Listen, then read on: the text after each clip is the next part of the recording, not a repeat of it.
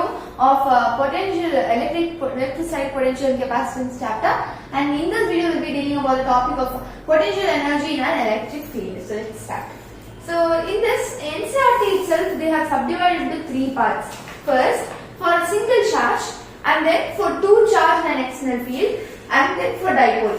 So first, if you see for a single charge, the work done formula is what? Q into V, right? But for unit vector, that is unit position vector, R vector I am representing. So this is just a formula you memorize. Work done is equals to QV unit vector R vector. Okay. So what is 1 electron volt? 1 electron volt is equals to 1.6 into 10 to the power of minus 19 joule.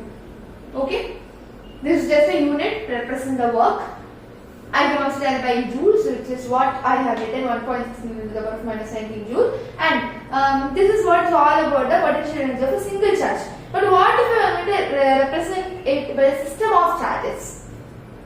For this case, I am taking two charges Q1 and Q2 in the presence of external field. External field means there will be a field of this charge due to this charge and this charge due to this charge. And without this two, I am externally applying a field. Okay, here see, externally I am applying a field. This is what is known as the external electric field. In that presence, system of charges will have, for this charge it will have Q1, V1, R1, and for this charge it will have Q2, V2, R2. This is what is a work of and potential of these two charges.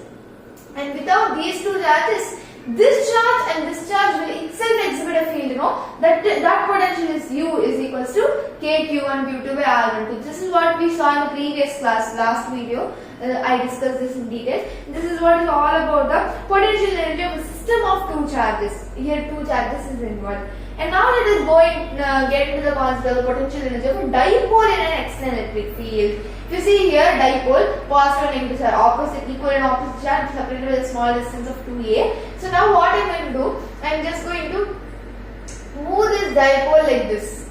If I am going to move this by a particular angle theta, oppositely there will be some potential occurring, right? If I am going to move like this, there will be against force which will tend to not to move this charge like this. So what is the value of tau here? Tau is what? Tau is just like the angular torque that I am changing. Torque means force, rotationary force I am giving. In the sense like I am rotating, no? So how much force I am giving to rotate it? That is what is known as torque. Torque is equal to, we know the formula, it is P sin theta. P sin theta. What is work? Work means force into displacement. Here I am going to replace it by work is equals to force means what? Torque. D means angular displacement. Just write it in rotation. Here we are rotating, no? Because of that I am putting here instead of force torque and instead of displacement I am putting angular displacement d theta. Okay, and I am integrating it from theta naught to theta dash. Okay. So now if I am going to integrate this, instead of torque I can put this formula P sin theta d theta. So now I can take P because it is constant I am taking it out. So P sin theta d theta from theta limits are theta naught and theta dash. Here integrating sin theta, what is the integration of sin theta? This minus cos theta. So minus cos theta theta naught theta dash minus cos theta. So if I am going to apply these limits over here, I will get minus cos theta dash minus cos theta, or else I can also rearrange it, write it as P cos theta naught minus cos theta dash. Okay, so here work done is equals to potential energy into this. I am taking this potential initial theta as 90 degree. So what is cos 90? If theta naught is equals to 90 degree, cos 90 is equals to 0. So I can neglect this. So P minus cos theta dash.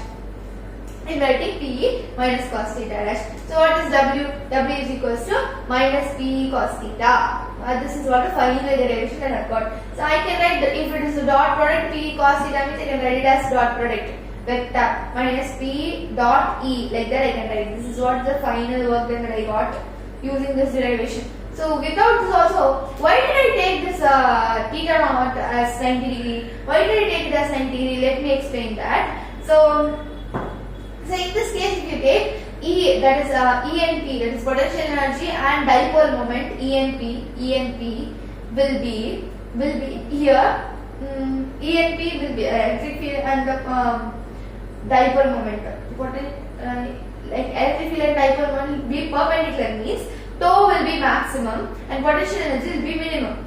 That is potential energy will be 0 also.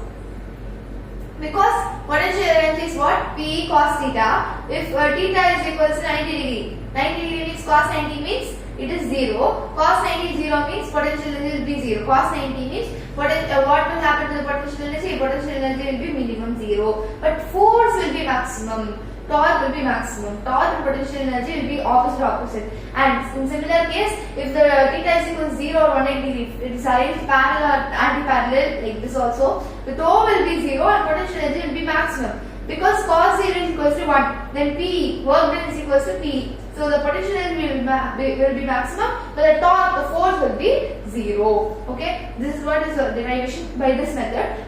There is also other method with which we can cross-check this method. If you take here a dipole is there, if it just separate it into components, we will get this as sin theta and this is 2a cos theta. So this is how the electric field is acting. So work of the particular charge, if this is plus q, this is minus q, work done by this plus q is equals to qVr1, and work done by this minus q is equals to minus qVr2. And also the previous class I taught you when you are adding the by superposition, if you are finding the total work done means that is total potential energy, means you have to add the potential energy between this also, which means delta U is equals to kq into minus q by r, right? Which means minus kq square by r is what distance between them is 2a. That is what I have written. So now total work done is equals to qVr1 minus qVr2 minus kq square by 2a.